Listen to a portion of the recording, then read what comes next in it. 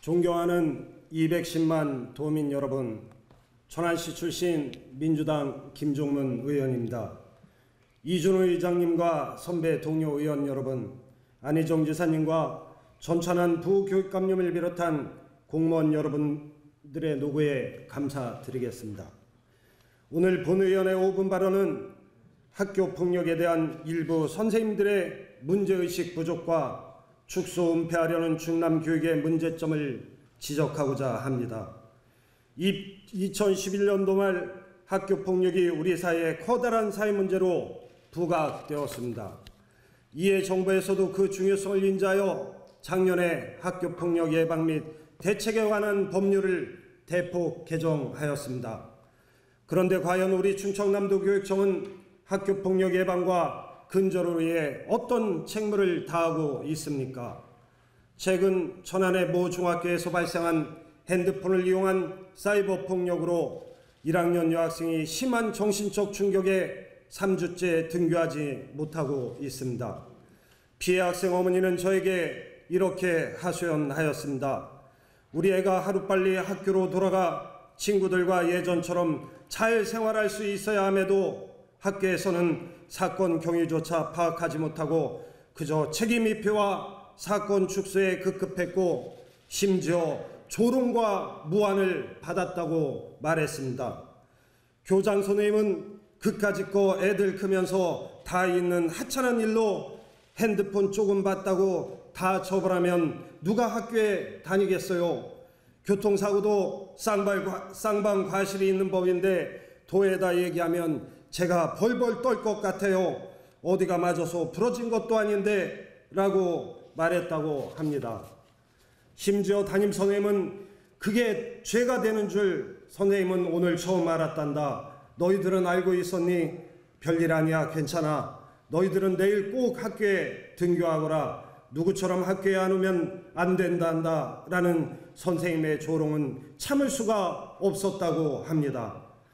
남의 핸드폰을 훔쳐 무단으로 유포하며 공개적으로 욕설과 비방한 아이가 도리어 위로받고 마음의 상처를 받아 등교를 못하는 아이는 외면받는 학교의 부당한 처사에 학교 폭력이 근절되지 않는 건 일선에 계신 일부 선생님들의 문제의식이 부족한 것이 가장 큰 문제라고 알게 되었습니다.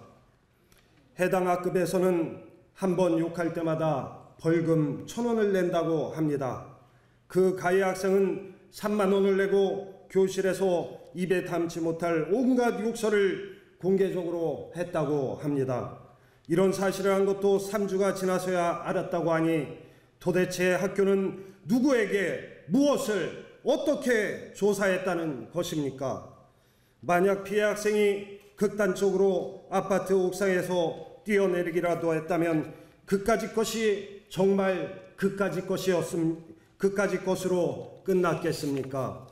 모든 학교의 학교폭력 인식이 이 정도라면 어찌 학교폭력이 근절될 수 있으며 피해 학생이 보호받을 수 있겠습니까?